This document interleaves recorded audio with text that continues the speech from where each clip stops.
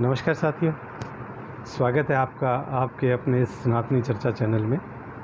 आज हम बात करेंगे परवरिश शब्द पर आज हम चर्चा करने जा रहे हैं, क्योंकि माँ बाप अपने संतान की जो परवरिश करता है, कितना कष्ट उठा करके, कितना दुख झेल करके, कितनी पीड़ा सहन करके बच्चे को पालते हैं वो, और बच्चे के जन्म से पहले कितनी मनौती मांगते हैं वो ईश्वर से, कितने मंदिर और कितनी देहरियों को वो धोख लगाते हैं उनको, कितना कुछ वो उन मन्नतें मांगते हैं, तब जाकर के संतान होती है भाग्यशाली इंसान के घर पे। हर किसी के संतान नहीं होती। बहुत से लोग ऐसे हैं जो अनाथालय में जाकर के संतान गोद लेकर के आते हैं। बहुत से ऐसे होते हैं जिनके संतान होती ही नहीं है। यानी भाग्यशाली व्यक्ति की संतान होती है और बड़े भाग्य से और देव कृपा से होती है, और वो उस संतान का लालन पालन बड़े प्यार से करता है, बड़ी उम्मीद और आकांक्षाओं से साथ करता है कि मेरा बच्चा बड़ा होकर के मेरे जीवन का, मेरे बुढ़ापे का सहारा बनेगा, मेरे कुल को आगे लेके जाएगा। लेकिन वही बच्चा जब माँ बाप के सामने बोलने लग जाता है, माँ बाप की अवज्ञा करने लग जाता है, तब कितना वज्रपात उनके हृदय पे होता होगा, इसकी कल्पना करने से मतलब जो है इंसान सिहर उठता है। तो मैं चर्चा करने जा रहा हूँ इसी विषय पे। देखिए, पहले सतयुग था, उसके बाद त्रेता आया, फिर द्वापर आया, और फिर कलयुग जो अब चल रहा है। जैसे हम मानते हैं कि प्रातःकाल हुआ, प्रातःकाल बाद अपराह्न काल हुआ, अपराह्न काल के बाद सायंकाल हुआ, सायंकाल के बाद फिर रात्रिकाल शुरू हुआ, 4 भागों में विभाजित हो गया। इसी प्रकार से बच्चों की परवरिश भी 4 चरणों में की गई। जैसे पहले जो परवरिश शुरू हुई बच्चों की, यानी बच्चे आदेश आधारित सिद्धांत पर पाले गए। बच्चों के घर में जैसे किसी बड़े ने, माँ बाप ने, चाचा ताया, बड़े भाई, बड़ी बहन, किसी ने भी घर में बड़े ने अगर बच्चे को कुछ कह दिया, बच्चों को कुछ कह दिया, तो मजाल है कि बच्चे उसकी बात को मना कर दें, आज्ञा का पालन करते थे। ये पहला चरण ये था, बच्चे आज्ञा का पालन करते थे। यही कारण था कि उनका जीवन भी सुख में रहा और वो संस्कारों से परिपूर्ण रहे। अब उसके बाद सेकंड चरण जो आया, वो आया डिस्कशन बेस्ड। पहले था इंस्ट्रक्शन बेस्ड पे, फिर हुआ डिस्कशन बेस्ड पे, यानी विचार विमर्श पे हुआ कि बच्चों को जब कुछ कह दिया जाता था तो बच्चे उस पर विचार करने लगे भी ऐसा हम क्यों करें, क्यों नहीं करें, है ना। लेकिन उनके वो पूरी बात समझ में नहीं आती थी, तो फिर उनके दिमाग में ये था भी चलो बड़े हैं, कुछ कह रहे हैं तो मान लेते हैं। उन्होंने उस बात को मानना शुरू कर दिया। भी वहाँ तक भी चलो वो विचार विमर्श करके भी उन्होंने मानना शुरू कर दिया, तो भी चलो वहाँ तक भी काम सही था। अब उसके बाद आया जो तीसरा चरण, वो आया डिबेट बेस्ड, यानी वहाँ बहस शुरू हो गई। बहस यानी बच्चों को कुछ कहते थे भी बड़े हैं अपने, इनको प्रणाम करो, इनको आदर से झुक जाओ, इनकी इज्जत करो, लेकिन वहाँ बच्चों ने बहस शुरू कर दी भी क्यों करें, है ना। वो मतलब अपनी बात को सिद्ध करने लगे, माँ बाप को ओड़मा देने लगे, माँ बाप को ताने मारने लगे कि आपने क्या किया हमारे लिए, क्या नहीं किया, फलाना। माँ बाप को ही कसूरवार ठहराने लगे। माँ बाप ने जबकि उनकी परवरिश में कोई कमी नहीं रखी, माँ बाप ने उनकी देख रेख में कोई कमी नहीं रखी, लेकिन बच्चों ने माँ बाप को उलाना देना शुरू कर दिया। माँ बाप अगर अपने अनुभव के आधार पर बच्चों को किसी बात पर समझाते थे, वो ये समझते थे कि हमें टोकते हैं, बार बार टोकते हैं। मतलब उनको बुरा लगता था कि हम ये टोक क्यों रहे हैं, जबकि माँ बाप अपने अनुभव के आधार पर उनको ये बताना चाह रहे थे कि जो कमियाँ और जो नुकसान हमने उठाए हैं वो आपको नहीं उठाना पड़े, इसलिए वो उसको समझाने का प्रयास कर रहे थे। लेकिन बच्चों ने उसको अदर वे में ले लिया और उसको टोकने का नाम दे दिया, यानी बहस शुरू हो गई माँ बाप में और बच्चों में। अच्छा, फिर क्या हुआ कि वो यहाँ तक भी सीमित नहीं रहा। उसके बाद चौथा चरण आया, वो आया डिनाई बेस्ड थ्योरी पे, यानी मानना तो है ही नहीं, बिल्कुल भी अवज्ञा करनी है, और माँ बाप से फिर वहाँ कलेश होना शुरू हो गया। बच्चों का और माँ बाप का कलेश शुरू हो गया।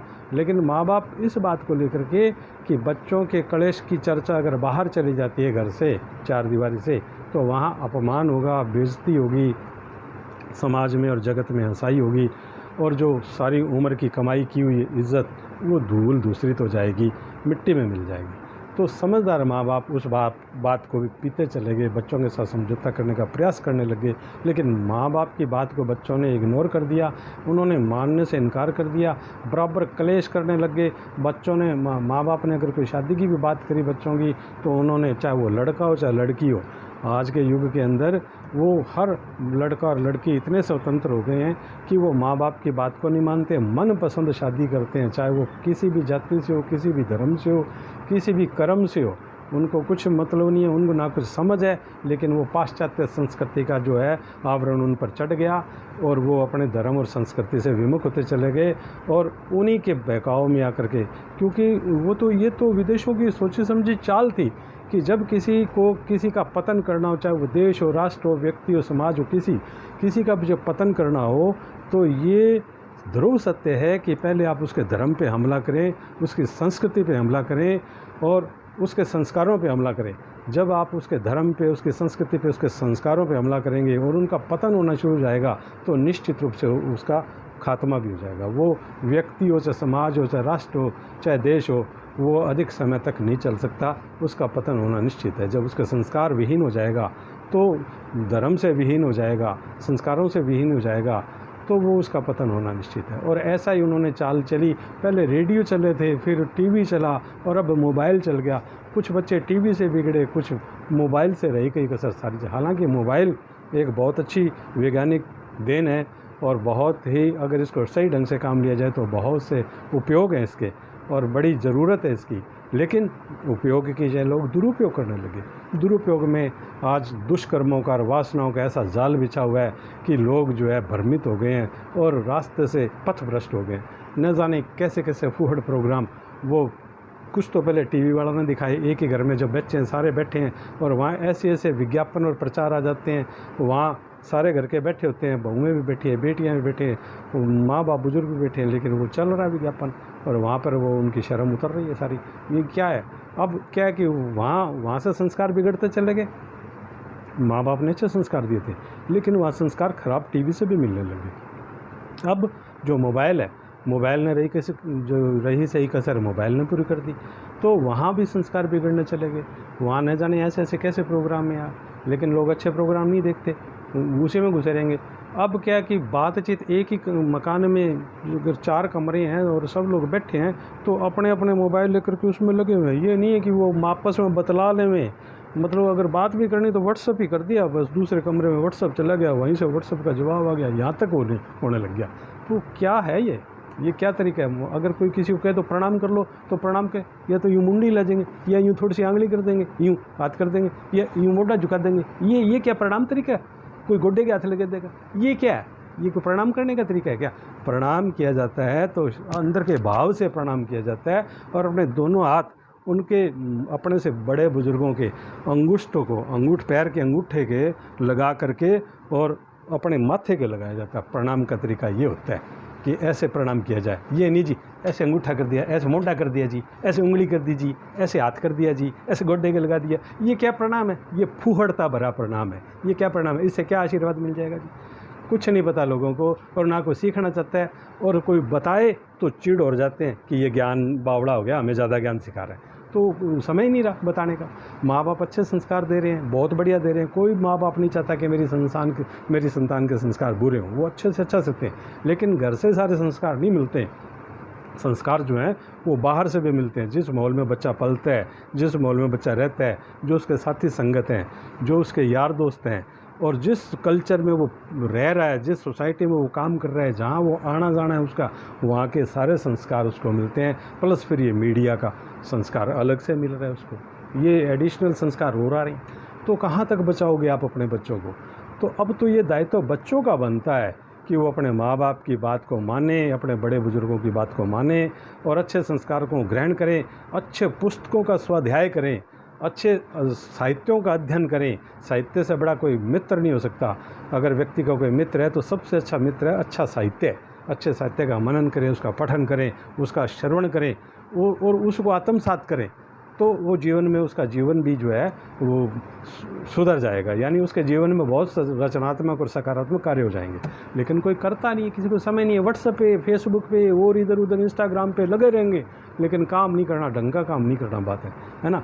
तो मैं अपने इस वीडियो के माध्यम से मैंने बहुत से माँ बापों की पीड़ा सुनी है और समझी है। तो मैं इस वीडियो के माध्यम से मैं इस सनातन धर्म के प्रचार के लिए उन बच्चों से ये कहना चाहूँगा, आज की युवा पीढ़ी से, कि बच्चों, जब तक आपके माँ बाप जिंदा है ना, तो आपके ऊपर देव कृपा बनी हुई है। आप ये मत समझो कि अब वो बूढ़े हो गए, कमाने खाने के लायक नहीं रहे और वो लाचार हो गए, अब उनको वृद्धाश्रम में छोड़ा। ये आज की पाश्चात्य संस्कृति है ना। तो वो क्योंकि ओल्ड एज होम जो है विदेशों में थे, यहाँ भारत में नहीं हुआ करते थे। यहाँ तो भारत में तो संस्कार पनपते थे, यहाँ पे तो पग पग पे संस्कार थे, यहाँ सेवा होती थी, है ना। लेकिन वो सब बिगड़ते चले गए उन दूसरों को देख देख करके, विदेशी संस्कृति को देख देख करके। तो बात ये है कि मैं ये कहना चाहूँगा कि आप अपने संस्कारों की तरफ लौट के आएँ, अपनी सनातन संस्कृति की ओर लौट के आएँ। आप ऋषि मुनियों की, वीरों की और सतियों की धरती से जन्म लिए आपने, राम और कृष्ण की भूमि से जन्म लिया आपने। आप महाराणा सांगा की, महाराणा प्रताप की, वीर शिवाजी की, रानी लक्ष्मीबाई की उन भूमि से पैदा हुए हैं आप, तो उनकी संतानें हैं आप। तो आप अपने आप को समझिए, हैं। आप देखिए कि उन वीरों ने, उन महापुरुषों ने कहाँ कहाँ कितनी कितनी कुर्बानी दी और कैसे कैसे माँ बाप की आज्ञा पालन किया। आप श्रवण जैसे बेटे को देखिए, राम जैसे बेटे को देखिए, और आप भीष्म पितामह को देखिए, उन्होंने अपने पिता के लिए अपना जीवन कुर्बान कर दिया था। पूरे जीवन, आजीवन ब्रह्मचार्य व्रत का पालन किया। उनके पिता ने, शांतनु महाराज ने, आजीवन उसको, ये जब इस तरह का उन्होंने व्रत ले लिया तो उन्होंने इच्छा मृत्यु का वरदान दे दिया। माँ बाप के आशीर्वाद में आज भी इतनी शक्ति है कि आपको किसी देवता को, किसी मंदिर को या कहीं भी तीर्थ को धोखने की जरूरत नहीं है। अगर आप अपने माँ बाप की सेवा करते हैं और उनका आदर मान करते हैं तो आपको सभी तीर्थों का फल घर बैठे मिल जाता है। सेवा कीजिए माँ बाप की। माँ बाप कितने भी बुजुर्ग हो गए हों, अगर वो कमा नहीं रहे, कुछ भी नहीं ला रहे, वृक्ष कितना भी पुराना हो जाए लेकिन वो फल नहीं देगा, फूल नहीं देगा, कम से कम छाया तो देगा ना। उसी प्रकार से माँ बाप कितने बुजुर्ग हो जाएं, वो कमा के नहीं ला रहे तो कम से कम आपके घर की चौकीदारी तो कर रहे हैं ना। आप पे वो वजन नहीं है, आपका एक ये पुण्य भाग जाग रहा है कि आप कम से कम उनकी सेवा कर रहे हैं। ये आपके समझने की बात है। मैं वीडियो लंबा नहीं हो जाए इसलिए मैं आपको, क्योंकि मुझे बहुत से लोगों ने कहा कि जी डॉक्टर साहब आप वीडियो लंबा बनाते हो, तो इसलिए मैं यही बात को विराम देना चाहूँगा। और मैं ये कहना चाहूँगा कि आप अपने माँ बापों की सेवा कीजिए और उनकी आज्ञा पालन कीजिए, क्योंकि जब वृक्ष सूख जाए और फिर उसको पानी दोगे तो फिर पानी देने का कोई फ़ायदा नहीं है ना। और ये याद रखिए, जिस घर की छत टपकती है ना, उस घर की दीवारें कमज़ोर हो जाया करती है और फिर वो इमारत भी गिर जाया करती है ना। तो इसलिए आप अपने माँ बाप की सेवा कीजिए और माँ बाप की जो है आज्ञा का पालन कीजिए। उनकी आत्मा को तभी शांति मिलेगी जब आप उनका कहना मानेंगे। मरने के बाद आप चाहे उनका श्राद्ध करो, चाहे आप उनके नाम के भवन बनाओ, कमरे बनाओ, चाहे आप भंडारे लगाओ, ये सब आडंबर है, क्या फ़ायदा उनका। तो आप जब तक वो जिंदा है, जब तक उनकी आज्ञा का पालन करें, उनको मतलब जो मान सम्मान दें, समाज में उनका मान सम्मान बना रहे। आपने मन मर्जी से शादियां कर ली, मन मर्जी से आपने अपने फैसले ले लिए, मन मर्जी से आप रह रहे हो, खा रहे हो, पी रहे हो, जो मर्जी कर रहे हो, फिर भी माँ बाप अपनी शान को ढकने के लिए चुप हैं, तो कम से कम आपको भी इतना फ़र्ज़ तो बनता है कि माँ बाप से सामंजस्य बना के रखें। आप अपनी औरतों के कहने में आकर के माँ बाप को प्रताड़ित कर देते हो, माँ बाप से रुष्ट हो जाते हो, माँ बाप से बात नहीं करते, माँ बाप की अवहेलना करते हो, और ऐसी वो आपकी पत्नियाँ आ जाती हैं, क्योंकि जब वो आपको देखते हैं कि आप आज्ञा का पालन नहीं करते तो वो क्यों करेंगे, वो भी नहीं करेंगे। तो जब आप करना सीखेंगे तो वो भी करने लग जाएंगी।